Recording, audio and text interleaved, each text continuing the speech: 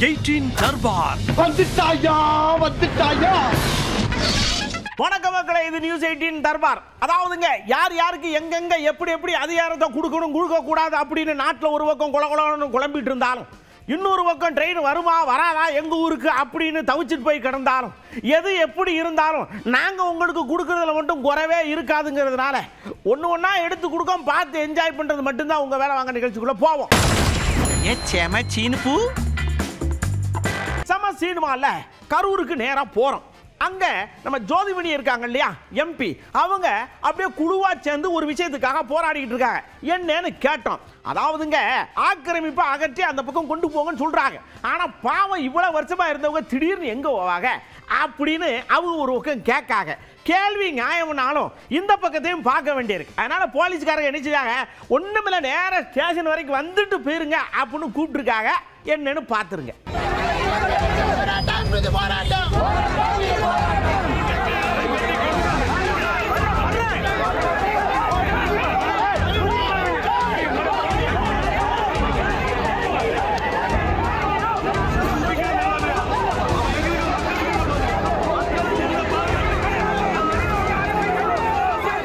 அதாவதுங்க, ஒரு அழகு இன்னொரு அழகோட சேர்ந்தா அது அழகு ஸ்கொயரா மாறுபலாம்.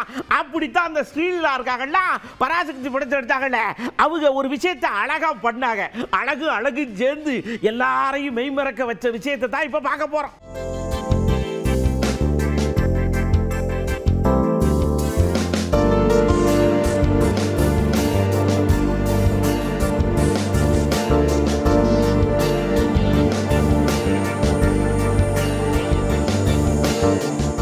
அப்படியே பாருங்க, கடந்த கொஞ்ச நாளைக்கு முன்னாடி ரஷ்யாவுக்கு கொஞ்சம் சோதனை காலம் போட்டுருக்கு. ஒரு ரோபோட்டு செஞ்சாங்க. உலகத்தில் எல்லாரும் செய்யறாங்களா, நாமளும் செய்வோம்னு.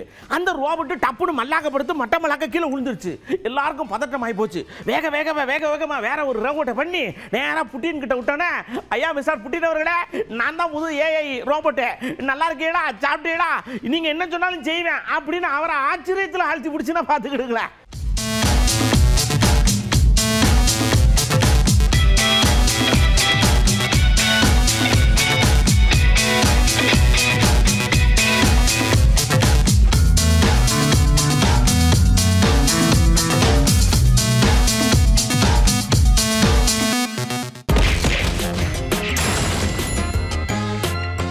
இப்ப கவுண்டருக்குள்ள போறோம். நயினார் அண்ணாச்சிக்கு பயங்கர கோபம். என்ன அண்ணாச்சின்னு கேட்டா, ஐயா நாட்டோடைய பிரதமர் ஏகப்பட்ட வேலை கிடக்கு, சர்ன்னு வந்தாரு, ஒரே ஒரு செகண்ட்ல 18,000 கோடி அள்ளி டப்புன்னு விவசாயிகளுக்கு கொடுத்தாரு. அப்படிப்பட்ட ஒரு மனுஷன் நீங்க குத்தம் சொல்லுதிய, குறை சொல்லுதிய, எல்லாம் சொல்லுதிய, ஆனாலும் புன்முறுவலோட போனார் இல்லையா. நீங்க கொடுத்த திட்ட அறிக்கையில அவ்வளவு தப்பு, எழுத்து பிழையா இருக்கு. நீங்க என்னடா எங்களை சொல்றீங்க அப்படின்னு ரைட் வாங்குறார். கோயம்புத்தூர்ல இருக்கக்கூடிய எல்லா சட்டமன்ற உறுப்பினர்களும், அதிமுக சட்டமன்ற உறுப்பினர்கள், தேசிய ஜனநாயக கூட்டணியை சேர்ந்தவர்கள். ஆகவே திமுகவுக்கு வாக்களிக்கவில்லை. அதனாலே வேண்டுமென்றே இவருடைய டிபிஆர் ரிப்போர்ட்டை வேண்டுமென்றே குறைத்து கொடுத்தார். பொதுவாக ஒரு திட்டம் வர வேண்டும் என்று சொன்னால் மெட்ரோக்கு என்று ஒரு பாலிசி இருக்கிறது. இவ்வளவு மக்கள் தொகை வேண்டும், மினிமம் 20 லட்சம் மக்கள் தொகை வேண்டும். மெட்ரோ ஸ்டேஷன் வேணும்னா ஒரு 22 மீட்டர் அகலம் வேணும். அப்படிங்கிறதெல்லாம் ஒரு சிஸ்டத்தில் இருக்கு. ஆனால் இவங்க வேணும்னே அதை இந்த டிபிஆர் ரிப்போர்ட்ல மத்திய அரசுக்கு அனுப்பவே இல்லை. அடுத்து இன்னொரு விஷயத்தை நம்ம நயினார் அண்ணாச்சி எப்படியோ பூத கண்ணாடி வச்சு கண்டுபிடிச்சிருக்காரு போல் இருக்கு. கொங்கு மண்டலத்துக்கு மெட்ரோ ரயில் வரவே கூடாதுங்கிறதுல அழுத்தம் திருத்தமா திமுக இருந்துதான் திட்ட அறிக்கையை கொடுத்துருக்கு. அதனால நிராகரிச்சிருக்காங்க. மற்ற இடங்களுக்கு நீங்க கொடுத்துருக்கீங்களே, இங்க ஏன் கொடுக்கலன்னு கேட்கல, அங்க பர்ஃபெக்டா கொடுத்துருக்காங்க அப்படின்னு கண்டுபிடிச்சிருக்காருங்க. உத்தரப்பிரதேசத்தில் லக்னோவில் பார்த்தீங்கன்னா, ஆக்ராவில் இதே மாதிரி டிபிஆர் ரிப்போர்ட்டு அவங்க ரிஜெக்ட் பண்ணல. டீட்டெயிலாக ரிப்போர்ட் ரிட்டர்ன் கேட்டிருக்கிறாங்க. அதாவது இதே மாதிரி ரிட்டர்ன் கேட்டு திருப்பி அதே இடத்துக்கு அங்கே மெட்ரோ ரயில் கொடுத்துருக்குறாங்க. அதே மாதிரி இவங்க ஒட்டுமொத்தமாக ரிஜெக்ட் பண்ணல. அழகா வலியுறுத்தணும். இதை ஒரு ஆர்ப்பாட்டம் நடத்தக்கூடாது. நான் இவ்வளவு சொன்ன விஷயங்களையும், இவ்வளவு சொன்ன, ஏன் ஆரம்பத்தில் இவ்வளவு சொன்ன விஷயம், இவ்வளவும் இந்த அரசாங்கத்தின் மேல கெட்ட பேர் இருக்கு.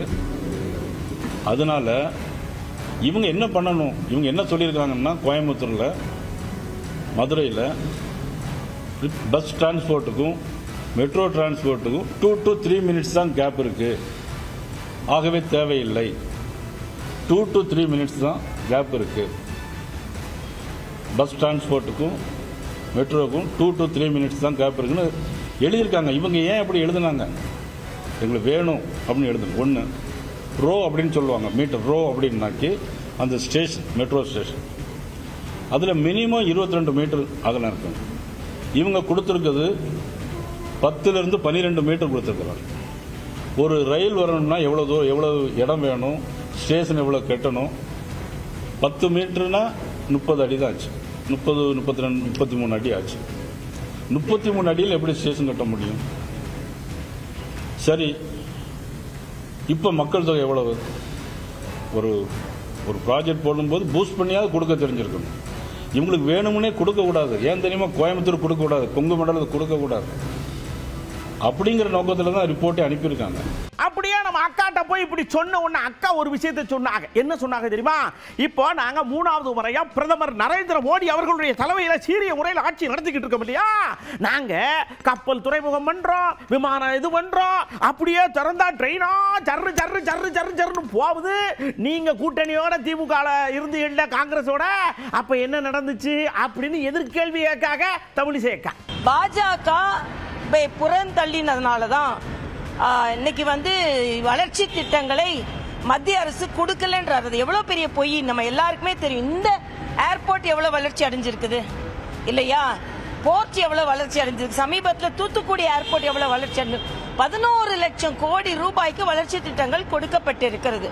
அப்போ ஒட்டு மொத்தமா முழு பூசணிக்காயை அப்படியே மறைச்சா எப்படி? நீங்க ஆட்சியில் இருக்கும்போது பட்டியலிடுங்க. எவ்வளவு யூபி அரசாங்கத்தில் எத்தனை மெட்ரோ ரயில் கொண்டு வந்தோம், எத்தனை வந்தே பாரத் கொண்டு வந்தோம், எவ்வளவு ஏர்போர்ட் விரிவாக்கப்பட்டது, எவ்வளவு போர்ட் விரிவாக்கப்பட்டது, எவ்வளவு மெடிக்கல் காலேஜ் கொண்டு வந்தோம். இதெல்லாம் நீங்க வச்சுக்கொண்டு இப்படி பொய் பிரச்சாரத்தை மேற்கொள்வது நல்லதல்ல அப்படின்றது எனது கருத்து. அப்படியே வானதி அக்காவுக்கு கூப்பிட்டு என்னக்கா இப்படி ரிஜெக்ட் பண்ணிட்டாங்களாவே அப்படின்னு கேட்ட அக்கா சொல்றாங்க, இந்த தொகுதிக்கு நான் தானே பொறுப்பு. அப்ப என்கிட்ட கூப்பிட்டு இந்த திட்டம் இந்த இது அப்படின்னு சொல்லியிருக்கணும்ல இல்லையா? நான் ஒரு மாடிஃபை பண்ணா எல்லாம் நடந்திருக்கும்ல. நீங்களே கமுக்கமா பண்ணா அவ்வளவுதான் முடிஞ்சிச்சு. 2026 நாங்க வர்றோம், சடக்குன்னு ரயில விடுறோம் அப்படின்ட்டாங்க. திருப்பியும் சொல்றேங்க, மெட்ரோ ரயில் ப்ராஜெக்ட் எழுதுறது நானா அதிகாரியா? பண்ணிட்டு இருக்கேன். கோயம்புத்தூர் மெட்ரோவுக்கு என்னோட முதல் பேச்சு சட்டப்பேரவையில கோயம்புத்தூர் மெட்ரோ முதல் பேச்சு. தமிழ்நாடு கவர்மெண்ட் எங்கிட்ட வேணா அதிகாரத்தை கொடுக்க சொல்லுங்க. இன்னும் 4 மாசம் தானே அதிகாரத்தை கொடுக்க சொல்லுங்க. அதிகாரம் இப்போ இந்த டிபிஆர் ரெடி பண்ணி ஸ்டேட் கவர்மெண்ட் தான் கொடுக்கணும் இல்லையா? எம்எல்ஏ கொடுக்கலான்னு ஏதாவது சட்டம் இருக்கா?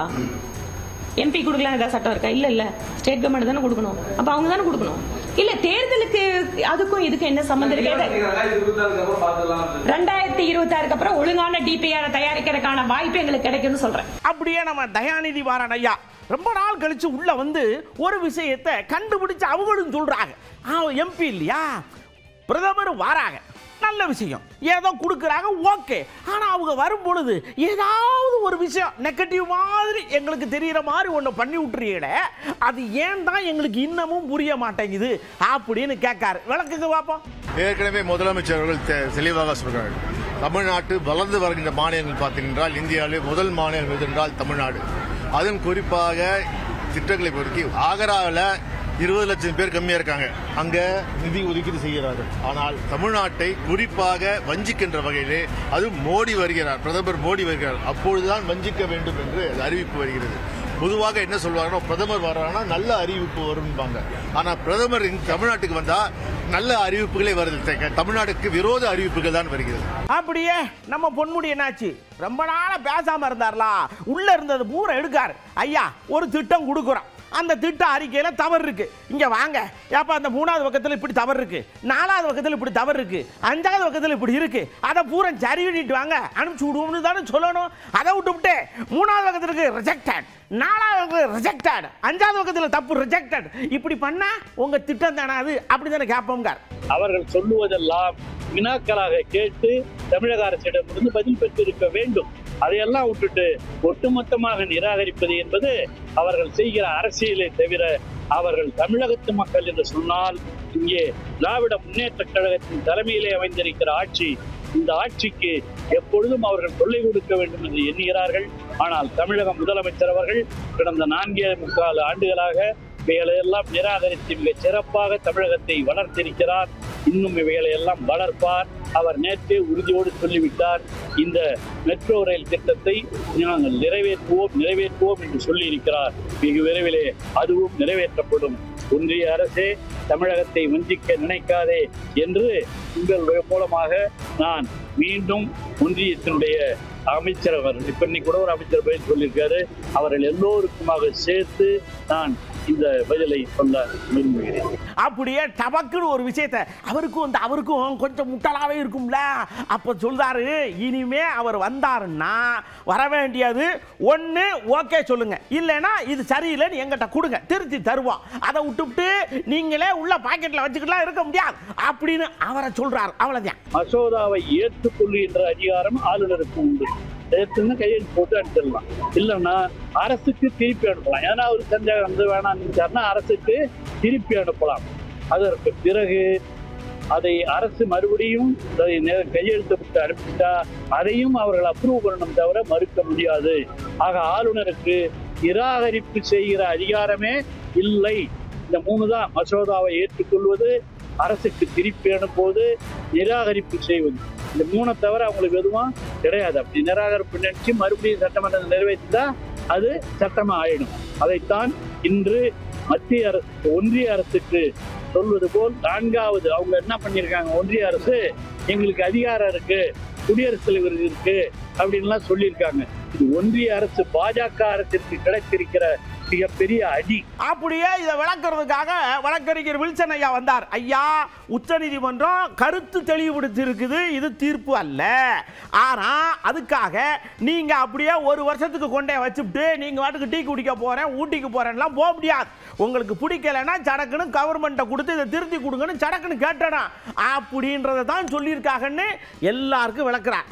கவர்னர் வந்து ஒரு ரீசனபிள் டைம்ல செய்யணும்.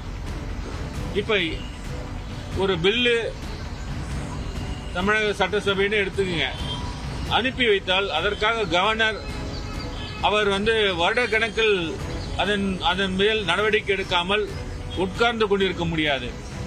ஒரு ரீசனபிள் டைம்ல அவர் நடவடிக்கை எடுக்கலன்னா நிச்சயமா நீதிமன்றம் அதற்கு வந்து அணுகலாம். நீதிமன்றத்துக்கு அதுக்கு பவர் இருக்கு அப்படின்னு சொல்லி இந்த ஒப்பீனியன்ல சொல்லியிருக்காங்க. உச்ச நீதிமன்றம்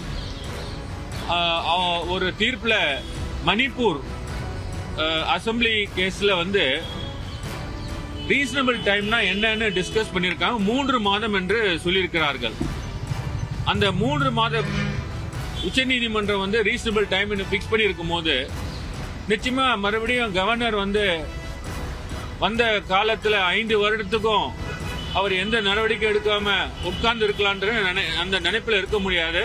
ரீசனபிள் டைம்ல நடவடிக்கை எடுக்கலாம்னா உச்ச நீதிமன்றத்தை அணுகலாம்னு சொல்லியிருக்காங்க. அப்படியே நம்ம ஜெயக்குமார் அண்ணாச்சிக்கு ராயபுரத்துல இருந்து டவுட்டா வருது.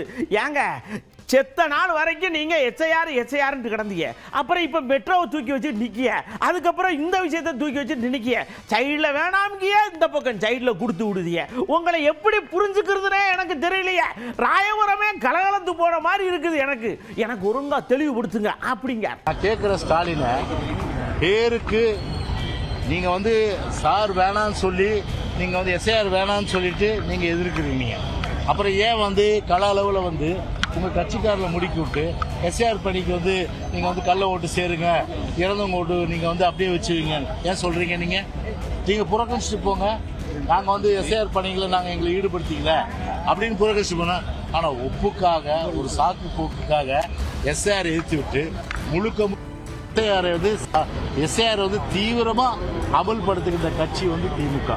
ஏன்னா அது ரெட்டை வேடம் பாருங்க, இப்படிப்பட்ட ரெட்டை வேடம். வெளியில சொல்றது ஒண்ணு, கல அளவில் செய்யறது ஒண்ணு. அதாவதுங்க, கூட்டணி ஆட்சி கூட்டணியில் ஆட்சி, இப்படி ஒரு குழப்பத்துக்குள்ளேயே ஓடிக்கிட்டு இருக்கு தமிழ்நாட்டில் எலெக்ஷனை நோக்கி. அப்போ நம்ம தம்பிதுரை இருக்காங்கல்ல, அவங்க சடக்குன்னு ரொம்ப தெளிவாக ஒரு விஷயத்தை சொல்றாங்க. எடப்பாடி அண்ணன் தான் முதலமைச்சர், நாங்க ஒரு 30-40 பேர் சடக்குன்னு உள்ள அப்படியே கொடுப்போம், அந்த லிஸ்ட்ல இருக்கவங்க தான் அமைச்சர், வேற யாரும் சைடில் வர முடியாது, நேராக வர முடியாது, எங்க வர முடியாது அப்படின்னு ஒரு விஷயத்தை தெளிவுபடுத்தியிருக்காரு. பதில் எப்படி வரும் தெரியல. காங்கிரஸ் கூட பாத்தீங்கன்னாக்கா 52 முதல் காங்கிரஸ் வந்து தோத்து போச்சு தமிழ்நாட்டில். அன்னைக்கு ராஜாஜி தான் ஆட்சி அமைச்சார் காங்கிரஸ், அப்ப மைனாரிட்டியா தான் இருந்தது, ஆனா கூட்டு மந்திரி சபை அமைக்கல. அதே போல அண்ணாவர்கள் வந்து 67 கூட்டணி அமைச்சாரு, ஆனா கூட்டு மந்திரி சபை அமைக்கல. அதே போல கருணாநிதி விட கூட்டணி வச்சாரு, ஆனா கூட்டு மந்திரி சபை அமைக்கல. புரட்சி தலைவர் அவர்களும் கூட்டணி வச்சு தேர்தலை சந்தித்தார், ஆனால் கூட்டு மந்திரி சபை அமைக்கவில்லை. அம்மா அவர்களும் கூட்டணி வச்சாங்க, ஆனா கூட்டணி என்பது வேறு, ஆட்சி யார் நடத்துவது என்பது வேறு.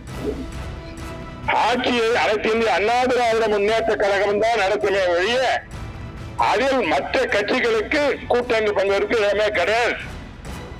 இது தெளிவாக தமிழ்நாட்டு அரசியல் இதுவரை நடந்தது. ஒரு கட்சி தான் ஆட்சி நடத்தும். எடப்பாடி தெளிவாக சொல்லியிருக்கின்றார்கள், மகா கூட்டணி அமைப்பேன், திமுக வீட்டுக்கு அனுப்புவேன் என்று சொல்லியிருக்கிறார். அதே நேரத்தில் அனைத்து இந்திய அண்ணா திராவிட முன்னேற்ற கழகம் எடப்பாடி பழனிசாமி தனியாகத்தான் ஆட்சி அமைக்கும். எவ்வளவு கட்சி சொல்றாங்க நாங்கெல்லாம் கூட்ட மந்திரி சபையில் பங்கேற்கணும்னு, அதனால அவங்களுக்கு ஆசை இருக்கலாம். அண்ணா திமுக தொண்டனா இருக்கட்டும், தமிழ்நாட்டு மக்களாக இருக்கட்டும், கூட்டு மந்திரி சபையை என்று விரும்ப மாட்டார்கள். அதாவதுங்க, கடைவிரித்தேன் கொள்வார் இல்லை அப்படிங்கிற மாதிரி. இப்போ எதுக்கு அதை சொன்னேன்னு நான் முடிக்கும் போது உங்களுக்கு புரியும். நம்ம கிருஷ்ணசாமி ஐயா இருக்காங்கல்ல, அவிய வந்து பீகாரில் இருக்கக்கூடிய இந்த கூட்டணி சம்பந்தமான ஆட்சியில் எனக்கு ரொம்ப பிடிச்சிருக்கு, அதனால இந்த கூட்டணியா வச்சு ஆட்சியா இது பண்ணா நான் அவிகளோட கூட்டணிக்கு போவேன் அப்படின்னு சொல்றாங்க. இப்போ நான் முதல் சொன்னதுக்கு இங்க லிங்க் ஆயிருக்கும்னு நினைக்கிறேன், புரிஞ்சுக்கிட்டீங்கன்னா ஓகே. எங்களுடைய கொள்கையும் கோரிக்கையும் கோட்பாடும் 2026 சட்டமன்ற தேர்தலில் தமிழ்நாட்டில் பீகார் ஃபார்முலா 2 விஷயம். ஒன்று, வெளிப்படையாக கூட்டணி ஆட்சி தான் என்று அறிவிக்கப்பட வேண்டும், அதுக்குள்ள கமுக்கமாக இருக்கக்கூடாது. 2வது, தமிழ்நாட்டில் பூரண மதுவிலக்கு அமல்படுத்தப்படும் என்பதும் 2ம் வந்து மிக முக்கியமானதாக புதிய தமிழக கட்சி கருதுகிறது. எங்களுடைய நிலைப்பாடு வந்து நாங்கள் 2026 ஜனவரி 7ஆம் தேதி மதுரையில் புதிய தமிழக கட்சியினுடைய 7வது மாநில மாநாடு நடைபெறுகிறது. அதற்கு பிறகு எங்களுடைய கட்சியினுடைய நிலைப்பாட்டை அறிவிப்போம். ஆனால் இந்த கொள்கையில் நாங்கள் வந்து உறுதியாக இருக்கோம். தமிழ்நாட்டுக்கு ஏதாவது விடிவுகால் நடக்கணும்னா அது கூட்டணி ஆட்சி மூலமாக தான் நடைபெறும். அதே போல் தமிழ்நாட்டுக்கு வந்து தமிழ்நாட்டில் நம்ம அரசு போடக்கூடிய திட்டங்களே முறையாக மக்களுக்கு போய் சேர வேண்டும் என்று சொன்னாலும் மதுவிலக்கு அமல்படுத்தப்பட வேண்டும். இந்த 2 விஷயத்தில் புதிய தமிழக கட்சி உறுதியாக இருக்கிறது. அடுத்து பாருங்க, பீகார்ல ஒரு லோடு லாரி, அவங்க லோடு எடுத்துட்டு தான் ஜிங்க தானே வருவாங்க, வந்திருக்காங்க. இங்க இருந்து போனவங்க நேரா போய் டம்முன்னு லாரியில மோதிருக்காங்க. இந்த கவுண்டமணி ஒரு படத்துல, அண்ணே 2 பக்கமும் லைட் இருந்துச்சனால நடுக்கொண்டு விடலாம்னு நினைச்சோம்னு கண்டு போனாங்க, என்னவோ தெரியல, அவ்வளவுதான் சோழி முடிஞ்சு. ஆமா, ஏன் இப்படி அப்படின்னு கேட்டுக்கிட்டே இருக்கிறேன், பதில் தான் வர மாட்டேங்குது.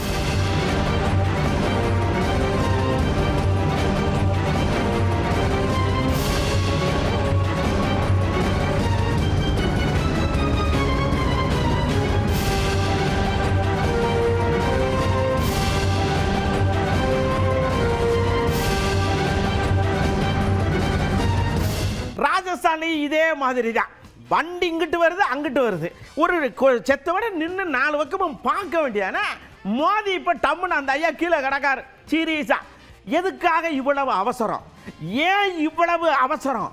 இப்படி எப்படி கேட்டாலும் நாம மோதுவோம்னு சொன்னா நம்ம ஒன்றும் பண்ண முடியாது, போங்க.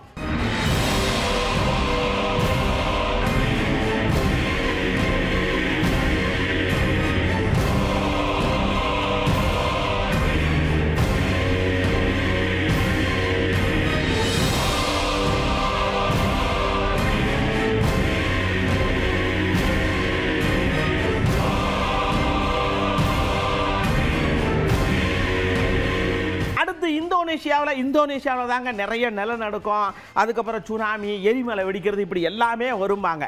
ஆனால் அங்கே இருக்கிற மக்கள் எப்பயுமே உஷாராக தான் இருப்பாங்க. இப்போ சமீபத்தில் என்னன்னு தெரியல, கொஞ்சம் மறந்துட்டாங்களா என்னமோ தெரியல, ஒரு எடிமலை திபுன்னு வெடிச்சிருக்கு. இந்த புசுவான வச்சோம்னா டம்முன்னு வெடிச்சிருமுலா, அந்த மாதிரி கொஞ்சம் டெக்னிக்கல் பால்ட்டு மாதிரி பட்டுன்னு வெடிச்சிருக்கு. அங்கே இருக்க பல பேர் மேலே விழுந்து கைதான் இதாகி போச்சு. அந்த வீடியோ வந்திருக்கு. அதனால இயற்கை சீற்றம்னு ஒன்று வந்துருச்சுன்னா காதத்தோட ஓடிருங்கண்ணே.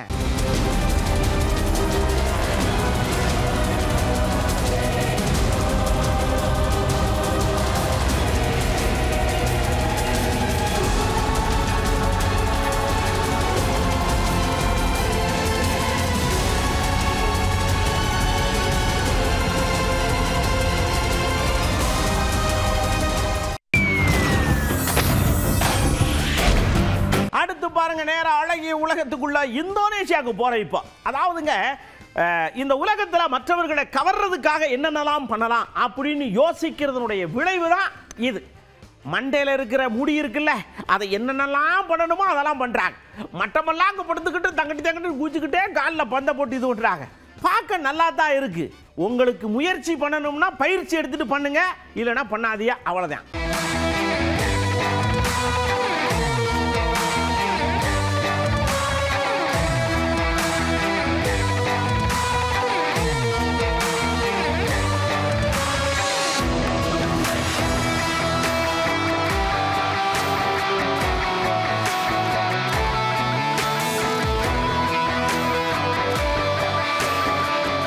நீங்க பாத்தீங்க இல்லையா, கரெக்டா இருந்துச்சா? எல்லாத்தையும் எடுத்துக்கிட்டீங்களா? தேவையில்லைன்னா அது ஒதுக்கிருங்க, அவ்வளோதானே. வழக்கம் போல தான். வண்டி ஓட்டும் போது கவனமாக ஓட்டுங்க. செல்போன் அறவே பேசுறத தவிர்த்துருங்க. ஹெல்மெட்டு கண்டிப்பாக போடுங்க. பல பேர் பொத்துன்னு கீழே விழுகிறாங்க. இங்கெல்லாம் வலிச்சிருது. அப்படியே இன்னைக்கெல்லாம் ஒருத்தருக்கு வலிச்சது பாருங்க, ரத்தம் பொசன்னு வருது. மண்டையில் ஹெல்மெட் இருந்ததுனால மண்டையில் அடிவிடலை. அதனால ஹெல்மெட்டை தயவு செஞ்சு போடுங்க. போலீஸுக்காக மட்டும் போடாதீங்க, உங்களுக்காக போடுங்க. அடுத்த தர்பாரில் சந்திக்கிறேன். அதுவரை உங்களிடமிருந்து அன்போடு விடைபெற்றுக் கொள்வது உங்கள் அன்பு நண்பன் எழில். வணக்கம் மக்களே. 18 தர்பார் வந்துட்டாயா.